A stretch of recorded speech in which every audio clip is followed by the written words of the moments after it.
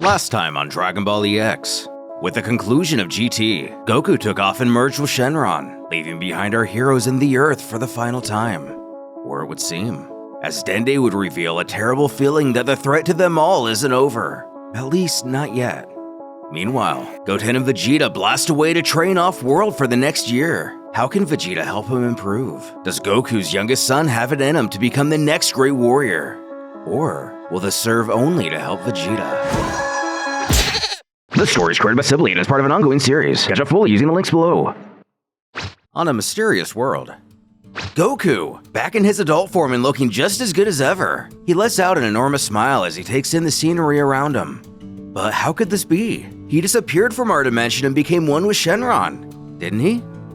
Joining the conversation already in progress, he asks his companion Frugo if he really means this entire planet will be his. It seems like a great place to train. It appears much more durable and vacant than the Earth. It seems whether alive, dead, or anywhere in between, some things never change. The magician dragon-looking individual to the Saiyan's left explains it's how he said earlier. Every god has his or her own planet, and this one is Goku's. He hopes he likes it because there aren't any others. While he's thinking about it, Goku thanks him for returning him to his normal height. To tell him the truth, he didn't mind being a kid for a while, but it feels a lot more comfortable training this way. Frugo modestly admits he does have certain abilities. Besides, he wouldn't be able to present a little child dwarf to the other gods. It would have been an offense to him. Big words for someone who stands shin height to Danny DeVito, but it is what it is. Goku questions where these gods are he speaks of, causing Frugo to demand he have more respect when talking about them. At the moment, they're all at the meeting place, the Divine Planet. But the Divine Planet? Looking up towards the sky, our hero begins to understand. The other 11 gods are waiting for him. Frugo already told him how he has to behave, so don't shame him and himself. Goku assures his new friend not to worry, he can take care of himself. The dragon only hopes that is indeed the case. When we get a view of their iteration of space, below we have the Dragon Planet, presumably the world where Goku is currently on. Above is the Divine Planet, a much larger celestial body. Those surrounding it are a total of 12 other worlds. We can likely assume they belong to other gods. While Goku is here in the Divine Dimension, 1 year would pass since Vegeta and Goten went to train on another planet.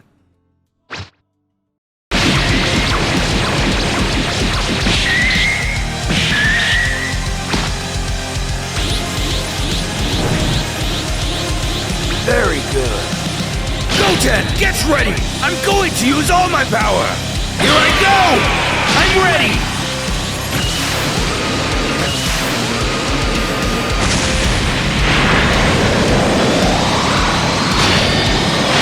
Damn it! I'm running out of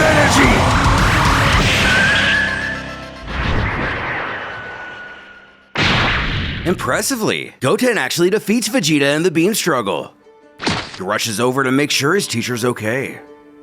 As we see, the prince laments that he still can't control this transformation. This leads us to wonder if he stumbled onto Super Saiyan 3 all on his own in this story, or even makes us question if he can still access Super Saiyan 4.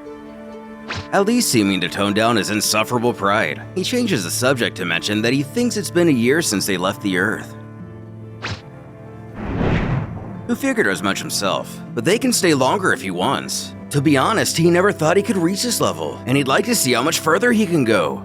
Guess Goten has gotten a taste of his Saiyan side and is quick to embrace it. At this rate, the gap between him and Trunks will be unclosable in no time. Smirking at how much the kid's attitude's changed, it's decided they'll stay here and continue to train a bit longer. Who knows what else they can accomplish, but it's clear they both still have room to grow. However, given their wiped state, Goten asks if they're done for the day. His mentor believes it'd be wise to call it quits for now. They'll be able to take each other even further if they let their energy recover. They can pick back up tomorrow.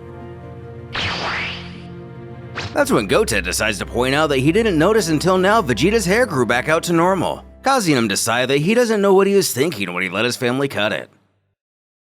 Meanwhile, on the Dragon Planet, appearing to be meditating, Frugo teleports in to alert the Saiyan that the other gods have been waiting for him. Turning around with a smile, he lost track of time and completely forgot about the meeting. when he begins to scream out in agony while holding his head.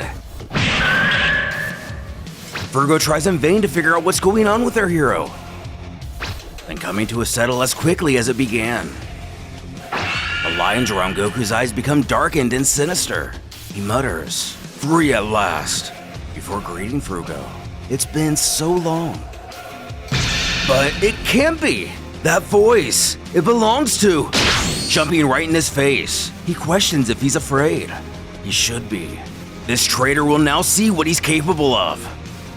Goku then steals what appears to be a small bag of senzu beans. Could this realm be where Korin first obtained them himself? Or are they possibly something else entirely? Now, go to sleep, trash! With Furugo, best case scenario unconscious, the possessed Goku figures he should get started at once. But started on what? What is this imposter planning? Whatever it is, he realizes he can't use his normal teleportation ability. But how complicated could the mortal's technique be? Feeling it out, he can sense a presence. And with ease, the villain is able to decipher it. He may not be able to freely teleport at will, but this is the next best thing. Although, whose energy has he locked onto? Whoever it is appears to be a Saiyan and recognizes Goku's face. He also takes notice of his tail. The man actually looks a bit like Gohan. He asks how he got here and if he'd like something to eat. Though the imposter could only curse to himself. How unremarkable the key is for all these mortal creatures. The stranger tells our foe hero that he doesn't know how much he's been looking for him. He shouldn't just stand there. Come in. He can make himself at home. But he isn't who he seeks and he's leaving now. Locking onto another presence, he can only hope this is who he's looking for this time. Pleading for Goku not to go, there's nothing he can do. However, for whatever reason, he did leave a piece of his clothing behind. With this, he should be able to track him down. He vows to Kakarot he will find him. But who is this man, and what does he want with Goku? Away.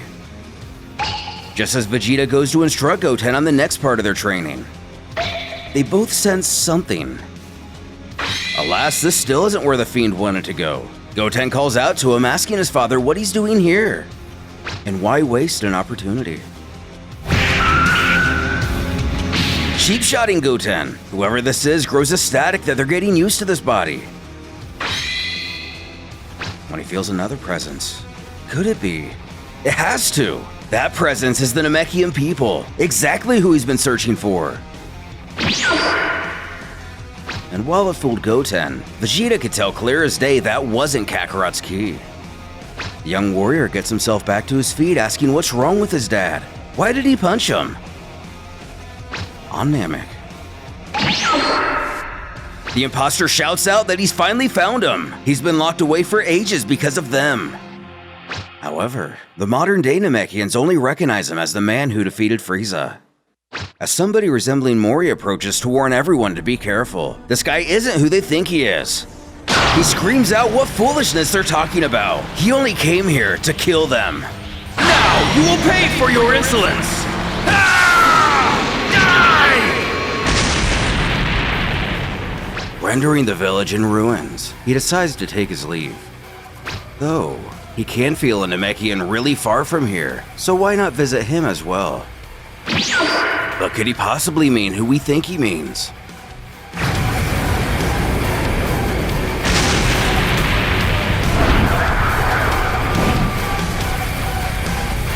With Namek once again destroyed, Dende can see his premonition is already coming true. It started. And things only appear to be getting worse by the second. The invader presumes he must be the last Namekian. After him, there will be nobody of his kind remaining.